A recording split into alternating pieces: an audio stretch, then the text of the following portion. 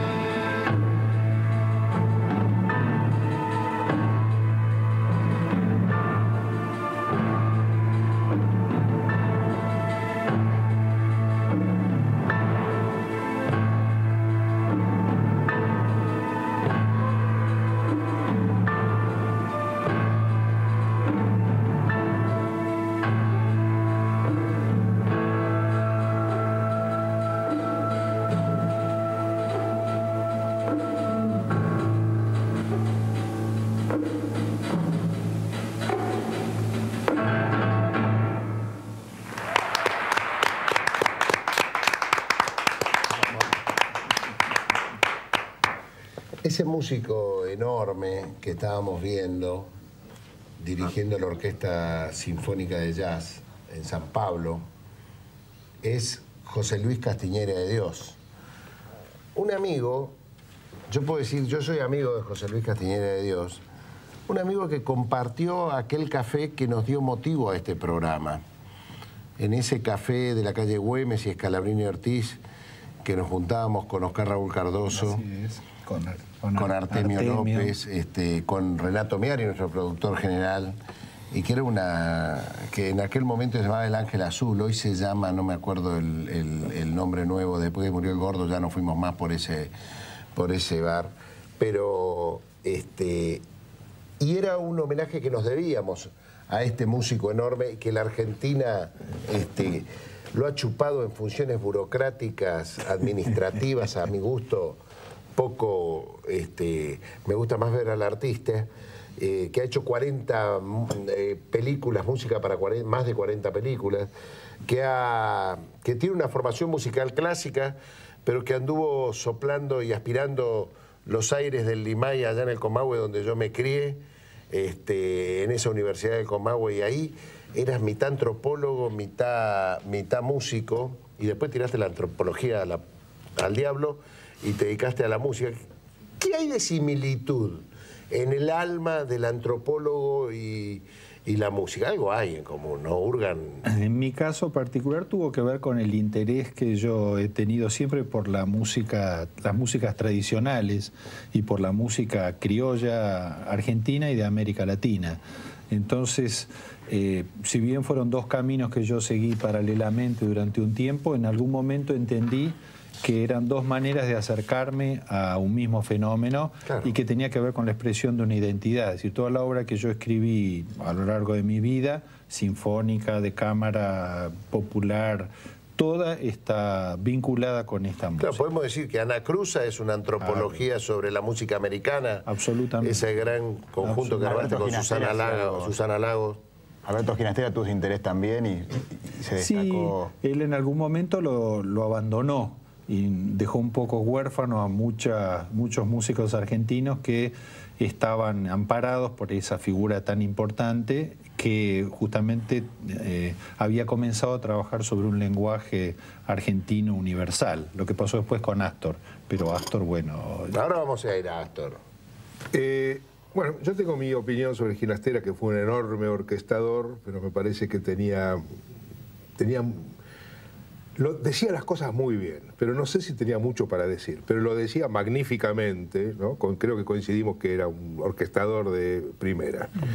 No, digo, bueno, finalmente hoy en esta mesa estamos pares, porque hay dos Valdeses y hay dos exalumnos del mismo maestro, del viejo y querido Erwin Leuchter. Y así como creo que Valdés... Cuente un poquito de Erwin Creo que así como... Discúlpeme, voy a terminar. Así como Valdés padre tiene motivos para envidiar a Valdés hijo por su capacidad y por su notable conocimiento, yo también tengo motivos de envidiar a un músico más joven, porque por su carrera y por su formación. Bueno, Leuchter, yo no sé en qué año, yo fui alumno de Leuchter allá por los el 52, 53, yo era un chico y el colegio músico estaba todavía en la calle Libertad, y era ese trío de grandes maestros.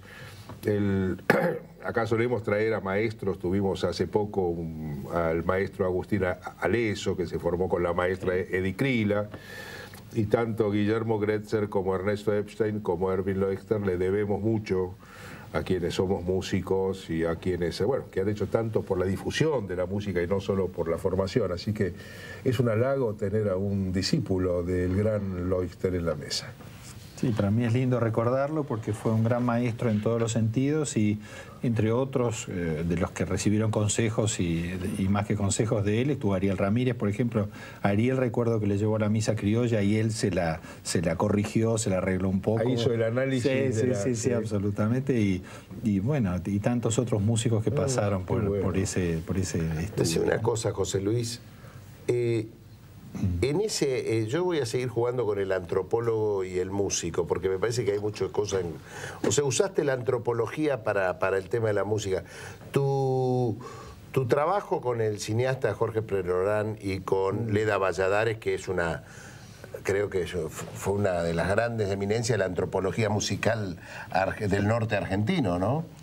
Fue justamente el punto de mayor convergencia, si se quiere, antes de que yo agarrara viaje para el lado de la música nada más, por un tiempo. Y tenía que ver con ese redescubrimiento que no fue solo personal, un viaje personal, sino un viaje de toda una generación en América Latina, entre finales de los 60, comienzos de los 70, que redescubrieron a través de una experiencia política en ese momento, que fue la Revolución Cubana, y después el triunfo de la Unidad Popular en Chile, el gobierno de Salvador Allende, que pertenecíamos todos a un mismo mundo poético y musical, y que teníamos que encontrar la manera de interpretar nuestros cancioneros, de cruzar nuestra creación y de conocernos más. Esa experiencia en la cual estuvo involucrada la nueva trova cubana,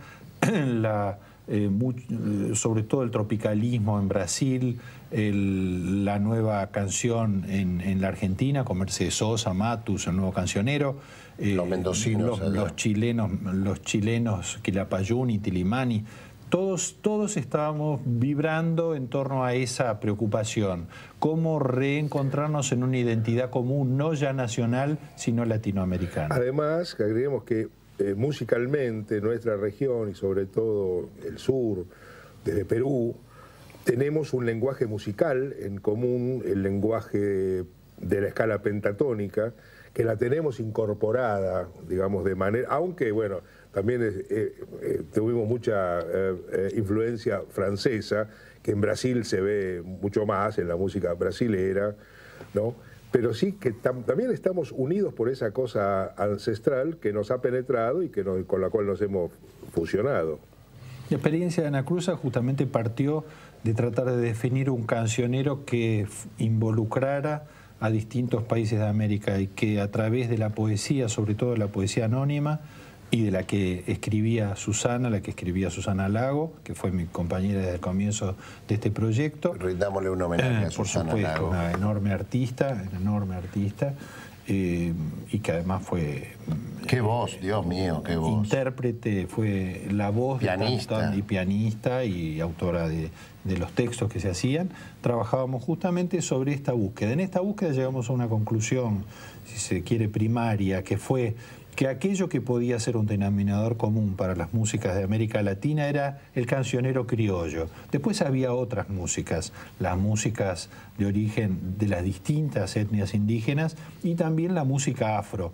Son dos mundos musicales totalmente diferentes, que en algunos puntos se solapan, se superponen, pero el núcleo central es ese cancionero criollo surgido del mestizaje entre la música de la península ibérica, del final de la Edad Media y comienzo la música y la poesía, y del final de la Edad Media y comienzo del Renacimiento, y los ritmos y los sonidos de América. Y con la enorme influencia de la música gitana, árabe y eslava a través de los gitanos y a través de los andaluces, árabes, que fueron quienes nos han colonizado todo el oeste y el noroeste. En toda nuestra música está esa cosa, ¿no? Absolutamente. En el folclore latinoamericano hay una riqueza rítmica que no se ve en otras músicas populares del mundo, ¿no? Como una polirritmia, una síncopa, una... Sí, que ya es...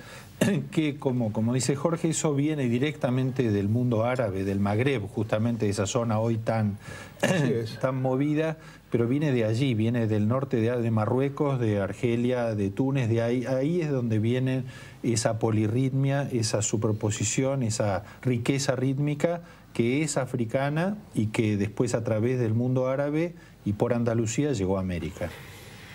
En el próximo bloque vamos a hablar del Cuarteto de Dos Mundos. Mire qué seleccionado, Yusei, en el Cuarteto de Dos Mundos. Omar Espinosa, el uruguayo, que después con José Luis trabajan en el tema, en los arreglos y en toda la interpretación que hace Mercedes Sosa cuando viene a la Argentina a ese famoso recital de la ópera y que después la acompañaste mucho tiempo como director musical de ella, ¿no? Miguel Ángel Estrella integraba, ¿no? Pianista. Y Uña Ramos, casi nada, qué seleccionado. Uña Ramos, Miguel Ángel Estrella, Omar Espinosa, José Luis Castiñera de Dios, Cuarteto de Dos Mundos. Eso es lo que viene en el próximo bloque. Decíamos Village People, esos arriba del escenario. Sí.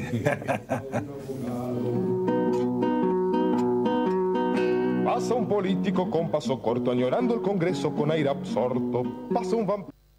Desde el norte traigo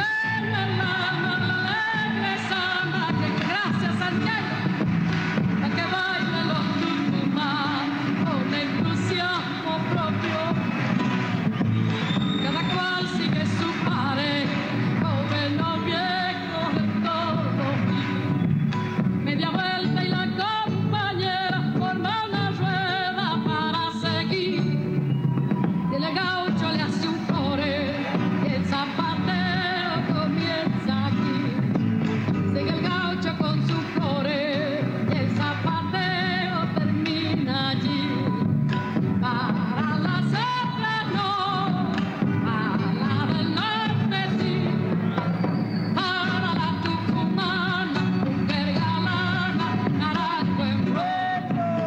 Todo lo que ella quiere, la primera la terminó. Bueno, Qué linda samba. Qué seleccionado ahí también, ¿no? Con Mercedes. Vos sos el director musical, Omar Espinosa, el uruguayo, y Domingo Cura, casi nada, ¿eh? ¿Cómo era eso de regreso de Mercedes? Y fue algo extraordinario, increíble, porque ella me llamó, yo estaba en París, viviendo en París, y ella estaba en Madrid. Y César Isela apareció en Madrid como para grabar un disco de ella. Ella hacía como 2 años que no grababa nada, no trabajaba, 81 más o menos. Ella ya se había ido de la Argentina tras las bombas, había muerto el marido, había muerto Petete de Vértiz, era un desastre. Entonces estaba como parada. Carlos Matus. Y entonces cuando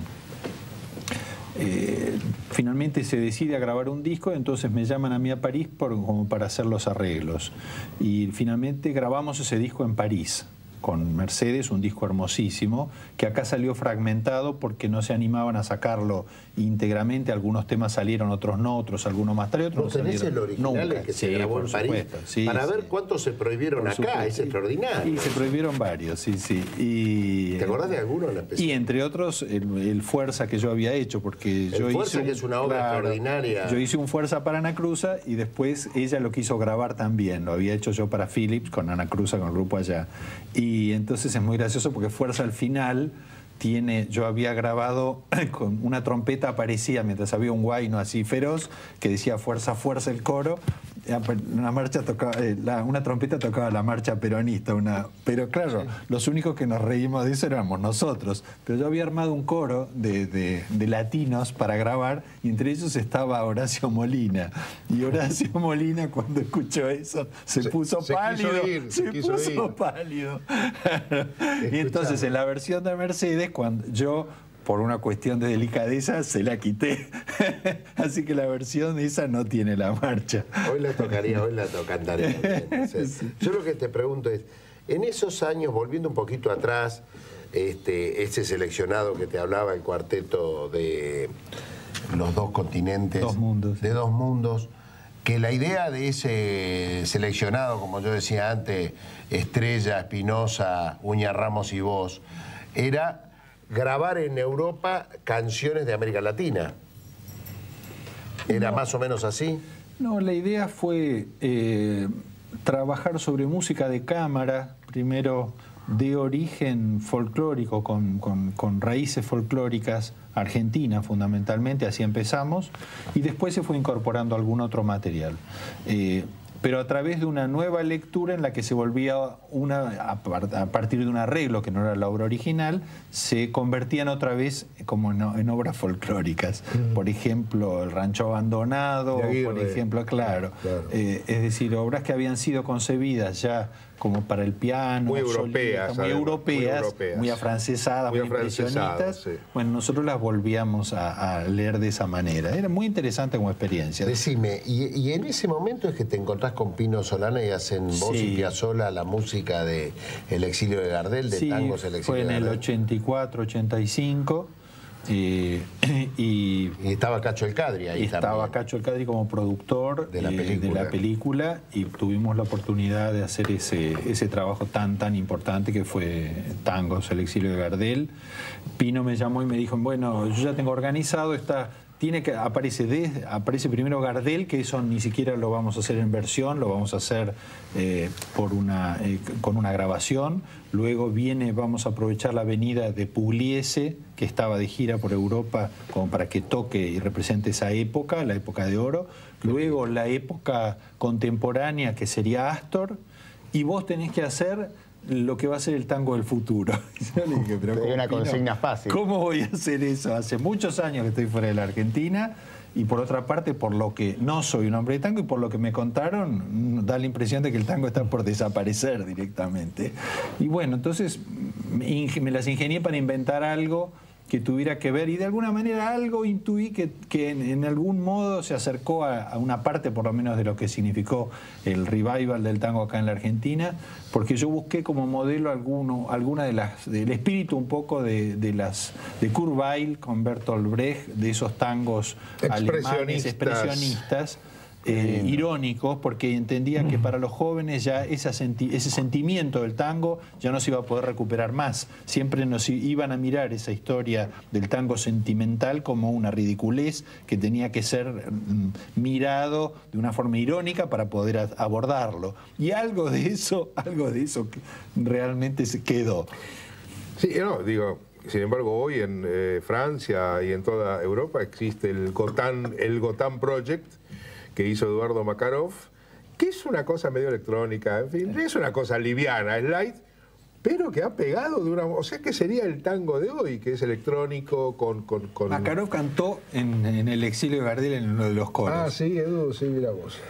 Te trajo satisfacciones, ¿no? Porque te entregaron el premio César, que es el máximo premio que entrega en cinematografía Francia nada más, y te lo entregó Jack Lang, el ministro de Cultura, con Maurice Béjart, casi nada. Y se cumplió una parábola también bastante particular, porque cuando yo llegué a Francia, llegué al Festival de Nancy, que lo dirigía Jack Lang. Era antes de ser ministro él. Y bueno, estábamos... escapando de la justicia, no teníamos papeles, era un desastre nuestra situación cuando llegamos a Francia. Y varios años después, como si fuera los 20 años después de Alexandre Dumas, me toca que la misma persona es el que me entrega el premio ese en una ceremonia así fantástica. Cuando era ministro de Cultura de Mitterrand, ¿sí? Ministro de Cultura. En todas las cosas que venimos revisando acá en estos dos bloques, vemos un compromiso político, además de un valor artístico, ¿no? ¿Cómo ves vos la relación entre una militancia política, un compromiso ideológico y la música que haces, ¿no? Para mí el compromiso principal estuvo siempre en defender los aspectos identitarios, si se quiere, frente al avasallamiento de la música anglosajona, de la mala música anglosajona y de la presión tan grande que han sufrido nuestros pueblos en estos tiempos, no solo los americanos, sino los pueblos del mundo, a manos de una hegemonía que en realidad empobreció el panorama de la riqueza que existía, supongamos, hasta los años 60. Así como hasta los 60 había cine italiano y había cine francés bueno, también había música, había cantantes que influían en todo el mundo. Italianos, alemanes, españoles, bueno, eso si uno lo mira 20 años después o 40 años después, ¿qué quedó de eso? Berlusconi. Entonces nosotros tratamos digamos, en mi manera principal, creo yo, de defender a la causa popular fue esa. Después en la aplicación hubo que participar en la vida política y participé activamente, pero más lo hice por el peronismo y por el periodismo, porque empecé desde muy temprano como una manera de vida. En la opinión de Jacobo Timerman, yo estaba en la sección espectáculos, en la sección cultura. Ahí está el Gordo Soriano. Yo estaba con Juan Gelman y con Paco Urondo, digamos. Todo zurdo, zurdo. Claro, cuando se fundó el 71. Y después terminó, digamos, mi paso por el periodismo con Noticias, el diario de la JP, donde yo estaba a cargo de una de las secciones. ¡Zurdo! Y ahí es que lo conocí a Rodolfo Walsh. ¿Has conocido entonces a militantes? ¿A quién? A Rodolfo Walsh, pero escuchame una cosa. Con razón, pedazo de zurdo. Te dieron el premio, escuchame, tiene el tipo, la Asociación de Compositores de la Unión de Repúblicas Socialistas Soviéticas. Está comprobado acá que todas esas relaciones estaban manejadas desde Moscú. Claro. Y después tiene otro premio en La Habana. Sí. Ese fue Vittorio Codovila, seguro, que lo apañó. Quiero decir una cosa. Esto nos compromete a un nuevo programa, porque hemos llegado al Castiñera del 83. O sea, y muy someramente hemos tocado para honrar a Susana Lago. Nosotros teníamos que hablar un poco más de Ana Cruz. Entonces vamos a hacer un segundo programa, pero vos venís con instrumentos en el próximo. No, te pido esto, o vamos a trabajar un poco más con tus videos, con el recuerdo, pero me parece... La verdad que es tan rico, no hemos hablado de tu relación con Piazzolla en esa composición, con el propio Pino Solana, que a uno, como director de cine, es algo extraordinario. Sí, claro. Nos quedan muchos temas para hablar, José Luis, y la verdad, te deseo feliz cumpleaños. Muchas ha sido gracias. En estos días tu cumpleaños. Le mando un beso grande a tu papá, mi amigo y maestro José María Castiñeira de Dios. Que cumplió este año 91. El gran pensador, uno de los grandes pensadores, y que en este programa le vamos a hacer un homenaje, lo vamos a honrar, de los grandes pensadores del primer peronismo y al día de hoy. A tu hermana Elena, que yo la tengo que llamar por el tema este del homenaje que le quiero hacer a tu padre, y a Silvia, un beso grande. Bueno, muchas gracias. Gracias, Eduardo, y volvemos, gracias, ¿no? Jorge. Volvemos. Muchas gracias a todos. Qué lindo es sentarse en la puerta de un bar y ver a Buenos Aires pasar.